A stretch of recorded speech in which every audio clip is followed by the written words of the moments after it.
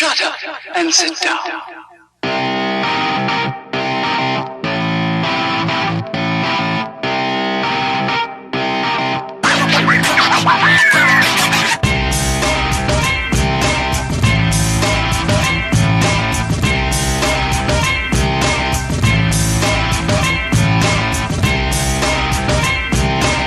What's the story, internet? Shut up and sit down. What's the story, internet? Hope everyone is having a wonderful day so far. Sorry if I sound a bit off, but I haven't been particularly well the last couple of days, but I wanted to do the review video for this week. I'm not going to put out the preview video today, probably put it out tomorrow when I'm feeling a bit better. So, but yeah, so we had the Champions League and Europa League this week. I am also going to review one match from the Premier League because it's happening tomorrow, so I thought I might as well get it out of the way since I'm not going to have the video out in time.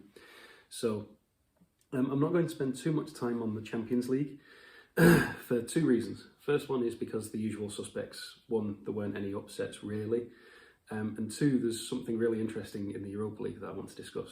So,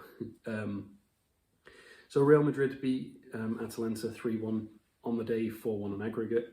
A result that most people would have expected, really. Sergio Ramos coming back from injury and scoring a penalty in the 60th minute to help his side. So he was welcomed back with open arms. Relatively even match, 53% possession to 47% possession in Real Madrid's favour. 12 shots to 13 in Atalanta's favour, and then 6 on target to 5 in Real Madrid's favour. So Atalanta weren't out of it by any means, but yeah, they were outclassed by the Madrid outfit in Madrid. So,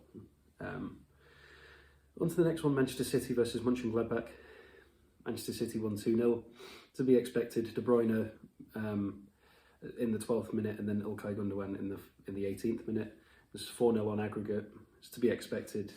City had the possession, 68 to 32% possession. 10 shots to 6, 6 shots on target to 3. Yeah, like I said, nothing too unexpected there. Hard luck to Mönchengladbach. They did put up a fight, but they were outclassed, unfortunately. I am hoping, though, that Manchester City don't do what Barcelona usually do and get the easy way through. I mean, there's not very many easy teams left, but I'm hoping that City get a put up against Bayern Munich or a PSG so that we can see a proper test against Pep Guardiola's men. I think that would make it more interesting, personally. So, speaking of Bayern Munich, they won 2-1 on the day against Lazio, won 6-2 on aggregate. Robert Lewandowski, naturally, with a penalty. And then Choupo-Moting getting on the score sheet. He does have a habit of scoring. He did that when he was at PSG. He's done that at other teams before. He has a habit of popping up in the Champions League. So he returned again. Bayern Munich had the run of the green, really. With the exception of Parolo's goal in the 82nd minute, they were on top of things. 59 to 41% possession, 12 shots to 5, 4 shots on target to 2. Yeah, it was always to be expected, really. And then Chelsea ended up winning 2-0 against Atletico Madrid, 3-0 on the day. Ziyech in the 34th minute, and then Emerson in the 94th minute. Stefan Savic getting sent off in the 81st minute. Unfortunately, that Emerson goal did lose one unlucky person £250,000 because I think he'd bet on it to be 1-0 in both of the of the legs, and then I think he'd also bet on a red card for Savic. And if Emerson hadn't scored in the 94th minute, then he would have won £250,000, but he didn't, unfortunately. So, yeah, relatively even match, 57 to 43% possession, 16 shots to Chelsea, 10 to Atletico, 5 on targets, 4 on target in Chelsea's favour. But it wasn't really in any doubt, unfortunately, for Atletico Madrid. So moving over to the Europa League, and the first thing that I wanted to mention, so Dinamo Zagreb were playing Tottenham today, and it came out earlier this week that their manager, Zoran Mamic, had resigned. This was, when was the date of this article? This was 2 days ago, and the reason he resigned was because he was being sentenced to 4 years and 8 months in prison for fraud, along with his brother, I think his brother's Zdravko, yeah, so Zdravko Mamic, who is considered to be one of the most powerful men in Croatia, but they were both caught up in a huge corruption and fraud scandal And so Dinamo Zagreb were going into this without a manager. However, even though that was the case, they still ended up winning 3-0 on the night, and 3-2 on aggregate to dump Tottenham out of the Europa League.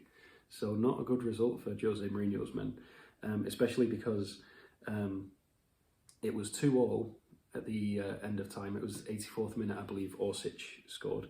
Orsic scored a hat-trick. Yes, 62nd, 82nd, and then the 106th minute. And just not a good result for Tottenham. It was 21 shots to Zagreb to 18 for Spurs, 5 on target for each, 57% possession in favour of Spurs, but Zagreb just tore them apart. And watching the third goal, Orsic's third goal to make it his hat-trick, he just absolutely tore apart Tottenham's defence, and Lloris had nothing to do to be able to stop it. Olympiakos beat Arsenal on the night 1-0, but then ended up losing on aggregate 3-2, so Arsenal progress. Molde won 2-1 on the night, however they did lose to Granada, who won 3-2 on aggregate. Shakhtar Donetsk lost 2-1 on the night to Roma and lost 5-1 on aggregate, so they were already out. Villarreal won 2-0 against Dinamo Kiev, won 4-0 on aggregate, so they go through. Rangers losing 2-0 to Slavia Prague, losing 3-1 on aggregate, so they get dumped out. So I think they're still a little bit hungover from their Scottish Premier League win. They have to be careful in the Old Firm derby because they don't want to be embarrassed, even though they've won the title. It's still a big match. So I think it's Steven Gerrard's first loss all season. So incredible from Slavia Praha. Ajax winning 2-0 on the night, winning 5-0 on aggregate against Young Boys, so great result from them. And then my boys, thanks to Paul Pogba, winning 1-0 on the night, winning 2-1 on aggregate. Very, very even match. I watched the whole match. And 51 to 49 possession, so basically on as even. 10 shots for Milan, 13 for United, 4 shots on target for both teams. Couple of standout performances. Dan James had a great performance. Luke Shaw, Paul Pogba came on and 3 minutes later scored the winner. It was good to see Zlatan Ibrahimovic come back, even though it was terrifying every time the ball went towards him. Kessie in the midfield for Milan, and then Simon Kjaer in the defence. Both 11s had great games. Dean Henderson in Manchester United's net just looked absolutely brilliant. The save that he made to stop Ibrahimovic from equalising was absolutely top tier. Something that you'd expect to see from a much more experienced goalkeeper. So credit to Dean Henderson. Can see why he's on the plane to meet up with the English national team. So that's everything from the Europa League. Manchester United made it through. So teams left in it: Manchester United, Ajax, Slavia Praha, Villarreal, Roma, Granada, Arsenal, and Dinamo Zagreb. So some very interesting potential matchups there. Can bet your life it's going to be Manchester United versus Arsenal, because that's always the way it seems to be. But it'll be interesting to see what happens. And then I promised a preview of the upcoming match. So Fulham versus Leeds is on tomorrow. That is 12th against 18th. So Fulham desperately need at least a point.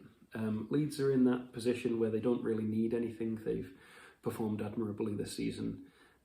They could just do with a good performance to keep up appearances, really. So, but Fulham desperately need something because they're still on the verge of relegation. So I think Fulham will come out fighting, and as long as they can stop Leeds' free-flowing, counter-attacking football, then they should be all right. But we'll see. One team is 10 points ahead of the other, so we'll have to see what happens. But I think Fulham are going to come out fighting. So let's just have a look and see what channel that is going to be on. That is going to be on NBCSN tomorrow, because of the time difference. Oh no, wait, the time difference isn't going to affect it this week. No, it's on at 12 o'clock Pacific time or 3 o'clock Eastern time. The weekend matches might be affected by the time difference because of the daylight savings time, but it seems like this one isn't being affected, so that's good. Don't have to worry about that. So yeah, I will be back tomorrow with the next video. If not tomorrow, then very first thing Saturday morning, but I'm going to plan on getting it out for tomorrow, for Friday. So, but yeah, in the meantime, I hope you're all staying safe, keeping out of trouble. Thank you very much for watching. I hope you all have a wonderful day. And until next time, ta-ra.